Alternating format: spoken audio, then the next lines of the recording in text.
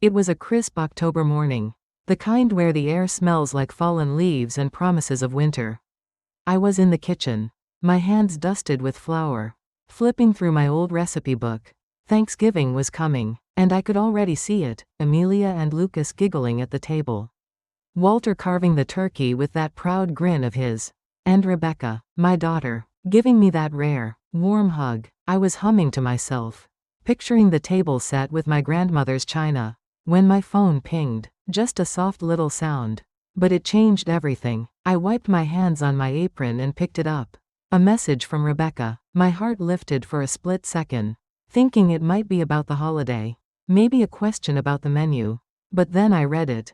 Mom, we want a quiet Thanksgiving this year. Just close friends. Please don't come. Don't be upset, okay? 21 words. That's all it took to make me feel like a stranger in my own family.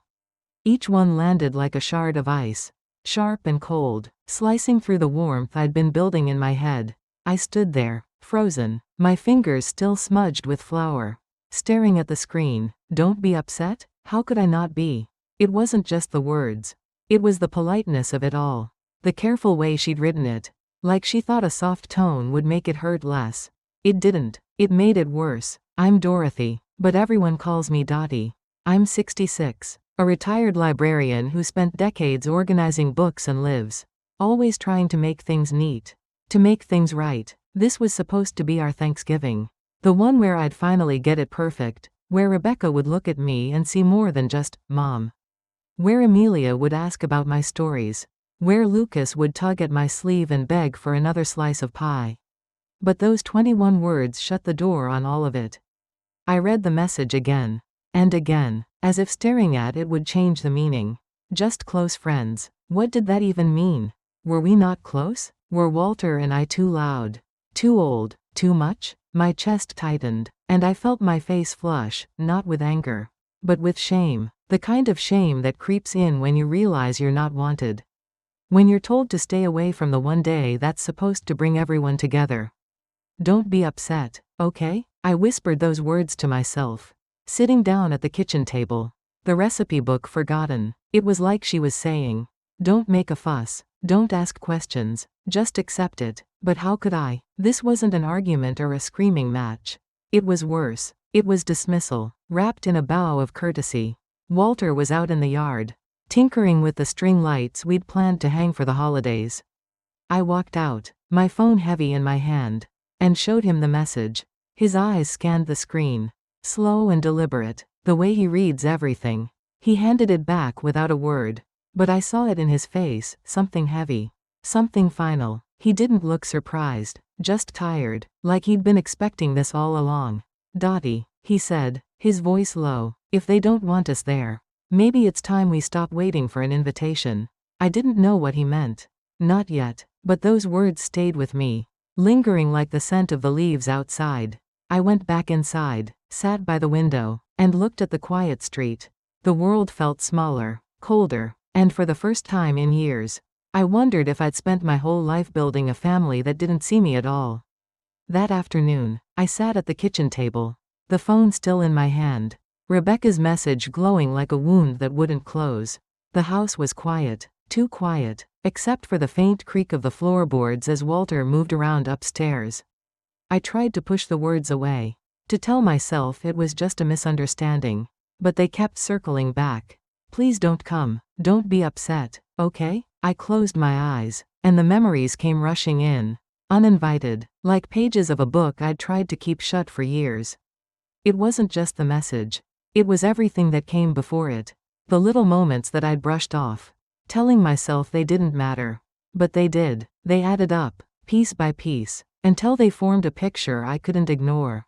2 years ago, I spent hours in this same kitchen, kneading dough for my cornbread, the kind my mother used to make.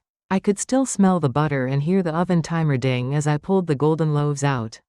I brought them to Rebecca's house, thinking they'd be a hit at Thanksgiving. But when I set them on the table, she smiled that tight, polite smile and said, "Thanks, Mom, but we're trying to cut back on carbs for the kids." I nodded, said I understood, but I felt it, a little sting, like I'd offered something nobody wanted. I took the bread home that night, untouched, And we ate it for days. Just Walter and me. Then there was the time I gave Amelia a book. One of those beautiful old children's classics I used to read to Rebecca when she was little. I'd found it at a flea market. Its pages yellowed but full of magic. I thought Amelia would love it. Maybe even read it with me. But Stephen, her husband, glanced at it and said, "Nice gesture, Dottie, but Amelia's more into her tablet these days." I smiled, tucked the book away, and told myself it was fine. Kids change, times change, but it wasn't just the book.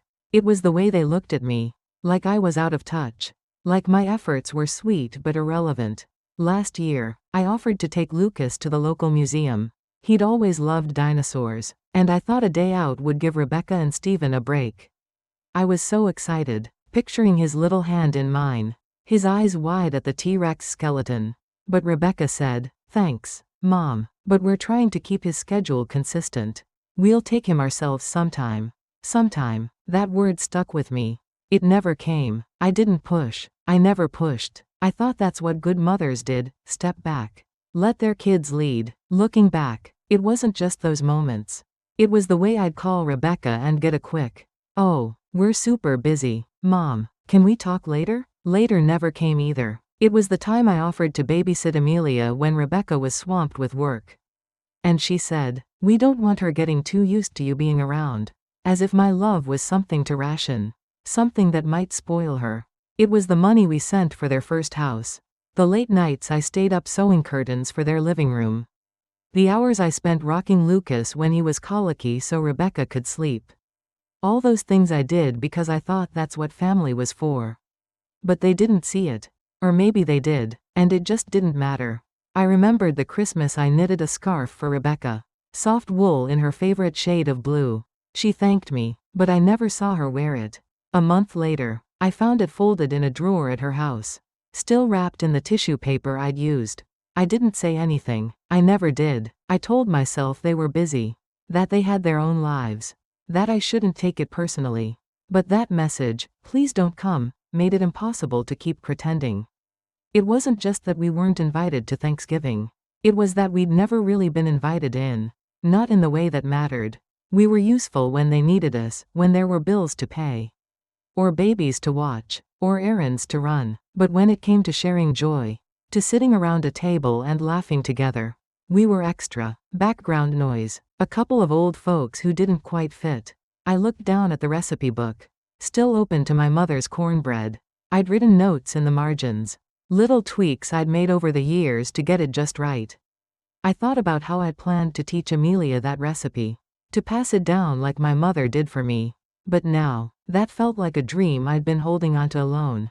Walter came downstairs, his footsteps heavy, like he was carrying something more than just himself. He sat across from me, his hands folded on the table. "Dottie," he said, his voice steady but soft. "We've been trying for years to fit into their world. Maybe it's time we stopped." I didn't answer right away. I just sat there, the weight of his words sinking in. I thought about all the things I'd given, my time, my love, my heart, and I wondered if I'd been giving them to people who didn't know how to receive them. Or worse, who didn't want them at all. That's when it hit me. Like a quiet ache that had been there all along but I'd refused to name. We weren't just uninvited to Thanksgiving. We were uninvited from their lives. And once I saw it, I couldn't unsee it. That night, I couldn't sleep. The house was too still. The kind of quiet that feels like it's holding its breath. I slipped out of bed, careful not to wake Walter, and sat by the fireplace in the living room. The embers were dying, just a faint glow left. But I stared at them anyway, my hands wrapped around a mug of tea that had gone cold. Rebecca's message kept replaying in my head. "Please don't come, don't be upset, okay?" I tried to push it away, but it clung to me, heavy, like damp leaves on a rainy day. I looked at the photos on the mantel, Rebecca as a little girl. Her hair in pigtails, grinning at me from a swing set. Amelia and Lucas at their first Thanksgiving. Their tiny hands sticky with cranberry sauce. I'd framed those moments, held them close, thinking they were proof of something lasting. But now, they felt like relics of a life I'd imagined, not the one I was living. I set the mug down. And for the first time in years, I let myself cry, not loud, not dramatic, just quiet tears, the kind that slip out when you finally admit what you've been avoiding. I wasn't crying because we weren't invited to Thanksgiving. I was crying because I saw it now, the truth I'd been dodging for so long. We'd spent years pouring our hearts into Rebecca's family, thinking love was enough to keep us close. But love doesn't work if it's only flowing one way. And theirs had stopped flowing a long time ago. Walter found me there, just before dawn. He didn't say anything at first. Just sat beside me, his presence steady, like an anchor. He'd always been like that, quiet, but solid, the kind of man who doesn't need words to show he's there. Finally, he spoke, his voice low but clear. "Dottie, we've been waiting for them to want us. Maybe it's time we stopped waiting. Maybe it's time we made our own joy." I looked at him, surprised. "What do you mean?" I asked, my voice barely above a whisper.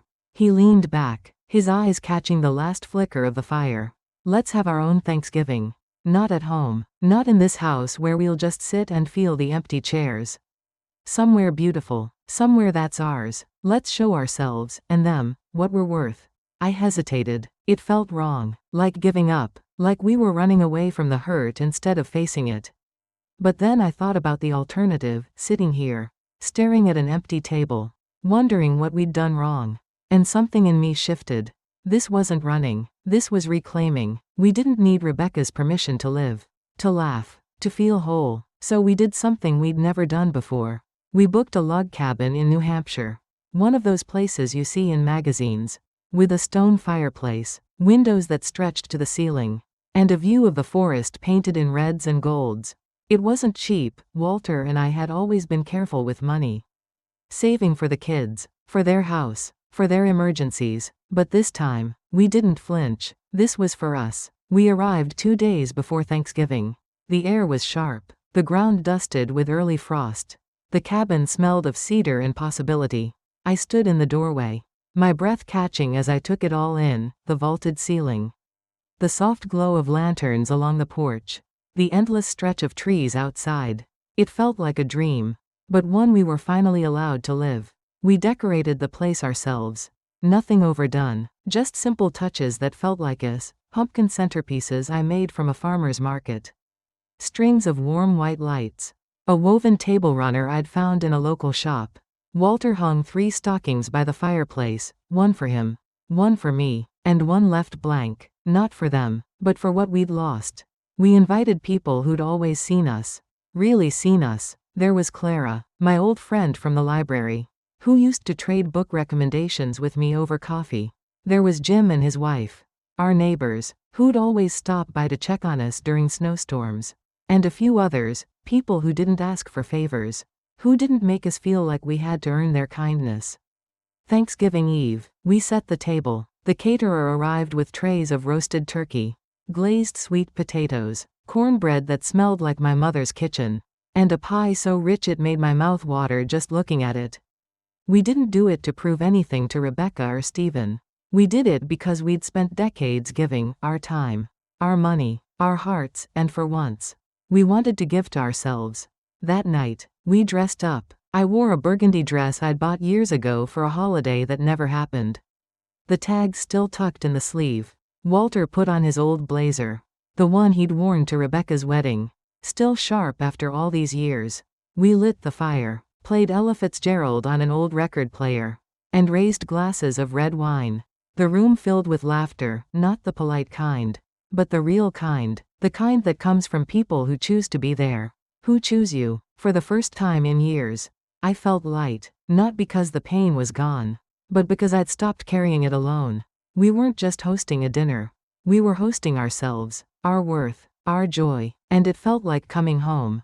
The morning after our Thanksgiving, I woke up to the smell of coffee and the soft crackle of the fire still burning in the cabin. The air was crisp, the forest outside glowing under a thin layer of frost.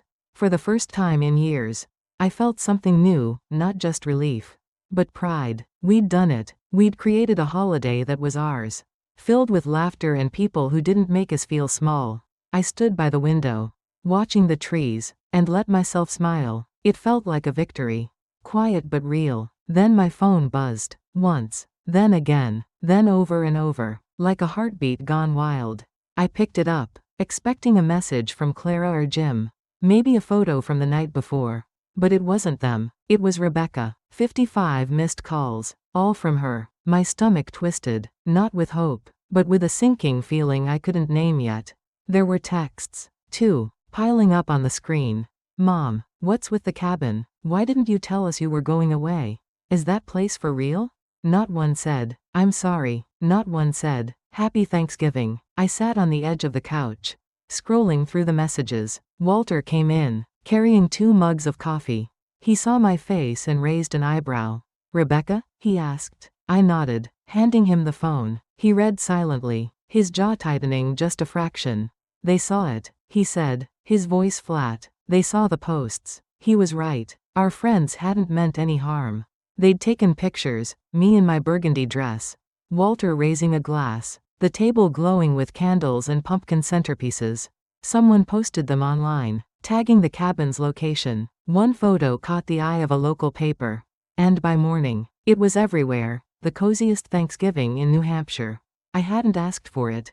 Didn't plan it, but there we were, suddenly visible, not as parents, not as grandparents, but as people. People who looked happy. People who looked like they mattered. And that's what got Rebecca's attention. Not love, not regret, but the fact that others saw us. I opened one of her voicemails. Her voice sharp and breathless. Mom, please call me back. We need to talk. I didn't know you were doing this. Like our joy was a surprise she hadn't been prepared for. Like we weren't supposed to have it without her permission. Another message came later. This time from Stephen. Dottie, we're in a bind. The bank's breathing down our necks about the house. Can we talk? There it was. The truth slipped out. Plain as day. They didn't call because they missed us. They called because they needed something. Money. Probably. Just like all the times before, the car loan we helped with. The credit card debt we paid off when Lucas was born. We'd always said yes, thinking it was what family did. But now, reading those words, I felt something shift inside me. It wasn't anger. It was clarity. I set the phone down and looked at Walter. They only call when they need us, I said, my voice quieter than I expected. He nodded, slow and deliberate. And they only notice us when someone else does. That's when it hit me. Like a book falling open to a page you've skipped too many times. This wasn't new. It was a pattern. One I'd been too busy making excuses for to see. I thought back to all those moments I'd let slide. The way Rebecca would thank us for help but never ask how we were. The way Stephen would call. Always with a problem, a broken fridge, a late bill, but never just to talk. I remembered the time I sent Rebecca a long letter, pouring out my heart about how much I missed her. And she replied with a single line, thanks. Mom, we're just swamped right now. And then there was something else. Something smaller but sharper. That came back to me. When Rebecca was 12, she lost a bracelet that belonged to my mother. A delicate silver thing we'd planned to pass down to Amelia someday. She begged me not to tell anyone. Her eyes wide with guilt. I promised I wouldn't, and I kept that promise. Even when it hurt to see the empty spot in my jewelry box. Now, sitting in that cabin, I wondered if she was hiding something bigger. Something that made her push us away. Not just for Thanksgiving, but for years. I looked at the photos from the night before. Still open on my phone. There I was, laughing, my hair catching the firelight. Walter was next to me, his arm around my shoulder. His smile real, not forced. We looked alive, and that's what stung them. I realized, not that we were gone, but that we were happy without them. That we had a life they hadn't expected. One they hadn't bothered to see. Dottie, Walter said, setting his coffee down. They're not calling because they care. They're calling because they're surprised. Surprised we didn't just sit at home and wait for them. I nodded, the weight of it settling over me. For years, I'd told myself they were busy. That they'd come around. That it wasn't personal. But it was. It had been for a long time.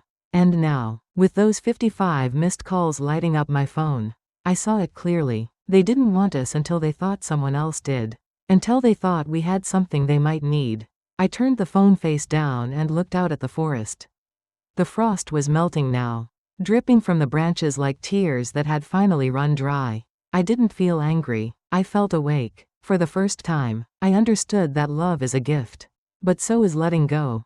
And maybe, just maybe, it was time to choose ourselves.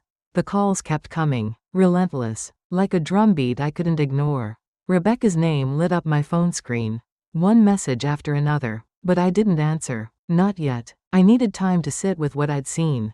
What I'd finally understood. Walter and I stayed in the cabin for a few more days, letting the quiet of the forest wrap around us. But we knew we couldn't avoid it forever. Rebecca wanted to talk, and we owed ourselves the chance to say what needed saying. So we agreed to meet her at a small coffee shop in town. One of those cozy places with mismatched mugs and the smell of fresh-baked scones. It was a cold morning. The kind where your breath hangs in the air. Walter and I arrived early, choosing a table in the corner. Facing the door, I smoothed my scarf, trying to steady my hands. But my heart was racing. Not with fear, but with something new, resolve. For years, I'd softened my words, tiptoed around Rebecca's feelings. Not today. She walked in 10 minutes late. Her coat too thin for the New Hampshire chill. Her hair pulled back in a messy bun. She didn't look at us right away. Just scanned the room like she was half hoping for an excuse to leave. When she finally sat down, there was no hello, no smile, just a quick glance before she started rubbing her hands together. Nervous. Mom, she said, her voice low. The bank's giving us until the end of the month. We might lose the house. I waited, letting her words settle. No, how are you? No, I'm sorry. Just a problem, laid out like it was my job to fix it. Walter sat beside me, his hands folded, his face calm but unyielding. I took a breath and asked, "What about Thanksgiving, Rebecca? Why didn't you want us there?" She shifted in her seat, her eyes darting to the window. "It wasn't like that," she said. "We just wanted something smaller this year. You know, with the kids, the stress, everything. Stephen thought it'd be easier this way." Easier. That word cut deeper than I expected. Easier for who? For them. To avoid us? For us. To be erased? I looked at Walter. His gaze was steady, like he was waiting for me to take the lead. So I did. "Rebecca," I said, my voice quieter than I felt. "You didn't just ask us not to come. You told us we weren't wanted. You didn't say you'd miss us. You didn't suggest another day. You closed the door, and you didn't look back." She flinched, just a little, but her eyes stayed on the table, tracing the rim of her coffee cup. "I didn't mean it like that," she mumbled. "It just came out wrong." Wrong. I wanted to laugh, but it caught in my throat. "Please don't come," doesn't come out wrong. It comes out clear. I leaned forward, my hands steady now. "For years, we've been there for you. We helped with your school, your house, your kids. We gave everything we had. And when we asked for one thing, just to be part of your life, you sent a text." Rebecca's jaw tightened, but she didn't look up. Walter spoke then, his voice low and firm. "We saw the messages, Rebecca. 55 calls. We heard the urgency, but not once did you say you were sorry. Not once did you say you understood what you'd done." She finally met his eyes. And I saw it, not shame, but something closer to resentment. Like we were the ones making this hard. "I was trying to fix things," she said, her voice sharp now. "I thought you'd want to help. You've always helped. Always," Walter said, his tone even but heavy. "We helped with your wedding. We helped when Lucas was born. We helped when you couldn't pay the bills. But when we needed kindness, just kindness, you gave us a text." Rebecca leaned back, crossing her arms. "I didn't come here to argue," she said. "We're in trouble, Mom. Stephen's parents can't help anymore. We haven't told the kids yet." "And what will you tell them if we say no?" I asked, my voice calm but unyielding. She blinked, caught off guard, like the thought had never crossed her mind. I pressed on. "You can talk to the bank. Rebecca, you can sell the second car. Take on extra work. You're not helpless. You don't get it," she snapped, her voice loud enough to turn heads in the coffee shop. "You have the money to rent that fancy cabin, to throw that big party. But you can't help your own daughter?" Walter reached into his coat and pulled out an envelope. He slid it across the table. Rebecca stared at it, her hands still. "That's not a check," he said. "It's a list of financial advisors. A contact at the credit union. A budget plan we put together." Her face hardened. "You're not giving us anything?" she asked, her voice low, almost accusing. We're giving you what we should have given you years ago. I said. Responsibility. She stood, the chair scraping against the floor. I can't believe this, she muttered. After everything, you're just leaving us to deal with it? She grabbed the envelope, stuffed it into her bag, and stormed out. The bell on the door jangled behind her. Sharp and final. We sat there in silence as the server refilled our coffee. I could feel eyes on us. Curious, judging, but I didn't care. For the first time, I didn't feel the need to explain, to apologize, to make it okay. Walter took my hand under the table, his grip warm and steady. You did good, Dottie, he said. I nodded, my heart heavy but not broken. I'd always thought setting boundaries would feel like losing something. But it didn't. It felt like breathing, like we'd finally stepped out of the shadows and into our own light. The days after our meeting with Rebecca felt different. Lighter, somehow, like a weight I'd carried for years had finally slipped off my shoulders. The cabin was still ours for a few more days, and Walter and I spent them walking the frosty trails, sipping coffee by the fire, letting the quiet sink in. Rebecca's calls stopped, so did her texts. The silence wasn't angry, it was just there, like a space we'd finally allowed ourselves to step into. But I wasn't prepared for what came next. A week later, my phone buzzed while I was unpacking back home. It was a message from Amelia, our 14-year-old granddaughter. Grandma, I'm so sorry about Thanksgiving. It read, Mom said you didn't want to come. But then I saw the pictures online. I know that's not true. Can I call you? My heart caught in my throat. I read it again, my fingers trembling. Mom said you didn't want to come. Those words hit harder than Rebecca's original message. I called Amelia right away. Her voice was soft, hesitant, like she was afraid of saying the wrong thing. I saw the photos of your cabin. She said, it looked so beautiful. I told Mom we should have been there. But she got upset. She said it was complicated.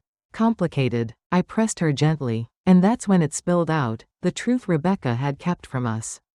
She hadn't just uninvited us to avoid a big Thanksgiving. She'd lied. Rebecca had sold my mother's antique pocket watch, a family heirloom meant for Amelia one day, to pay off a chunk of their debt. She was terrified we'd notice it was gone if we came to their house.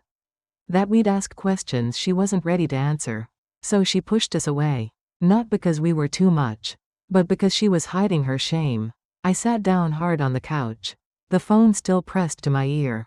Amelia's voice wavered. I'm sorry, Grandma. I didn't know until I overheard her talking to Dad. I told her it wasn't her fault. That I loved her. That she could always call me. But inside, I was reeling. Not because of the watch, though it hurt to know it was gone, but because of what it meant. Rebecca's rejection wasn't about us. It was about her own guilt. Her own secrets. And yet, she'd let us carry the pain. I didn't tell Walter right away. I needed to sit with it. To let the truth settle. When I finally did, he listened quietly, his face unreadable. She chose to hide, he said at last, and she chose to push us away instead of facing it. He was right, but knowing that didn't erase the ache. It just made it different.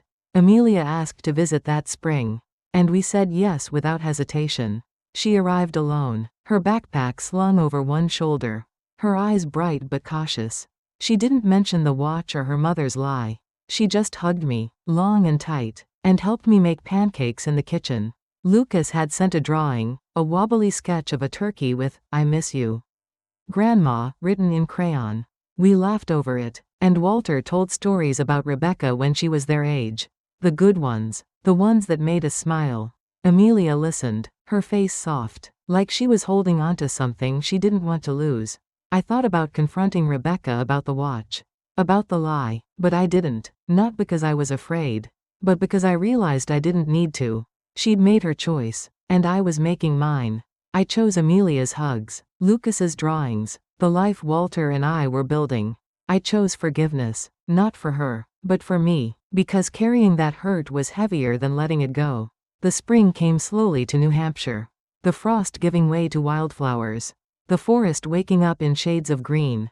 The cabin was long behind us, but the feeling it gave us, that sense of being enough, just as we were, stayed. Walter and I went back to our routines, but they weren't the same.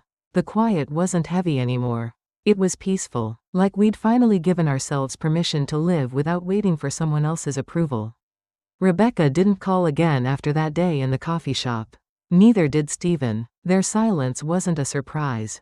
But it still left a small ache. Like a bruise you only notice when you press on it.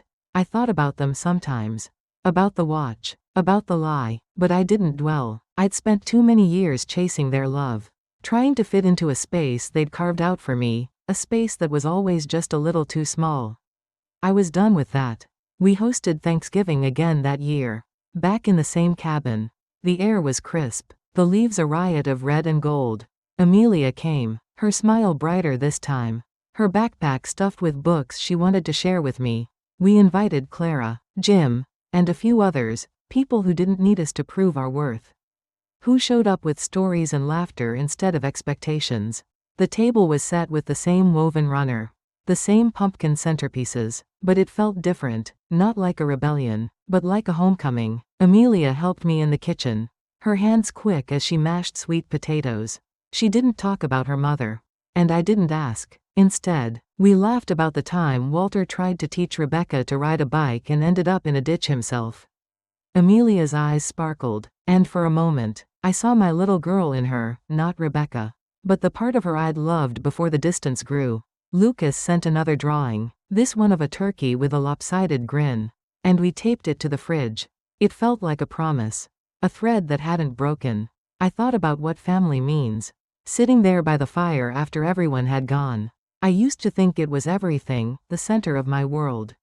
The reason I got up every morning. But I was wrong. Family isn't just blood. It's the people who see you. Who choose you. Who don't make you beg for a seat at their table. Walter and I had built that. Not just with Amelia, but with the friends who filled our cabin with warmth. With the moments we'd claimed for ourselves. If you're listening to this and you've ever felt like you don't belong. Like you're standing outside a door that won't open. I want you to know something. You are enough. You don't have to prove your worth to people who can't see it. Sometimes, you have to let go of the dream you had, the one where everyone loves you the way you love them. And that's okay, because when you do, you make room for something real. Something that doesn't ask you to shrink or apologize for existing. That night, Walter and I sat by the fire. The cabin quiet except for the soft crackle of the logs. The forest stretched out beyond the windows. Dark and still, but alive with possibility. He took my hand, his fingers warm against mine. "Happy Thanksgiving, Dottie," he said, his voice soft but sure. I leaned into him, my heart full. "It really is," I whispered, and for the first time, I believed it. So here's what I've learned. What I wish I'd known years ago. Love is a gift, but it's not a debt. You can give it freely, but you don't owe it to anyone who doesn't value it. And sometimes, the greatest act of love is to choose yourself, to build a life that shines. Not because others see it, but because you do.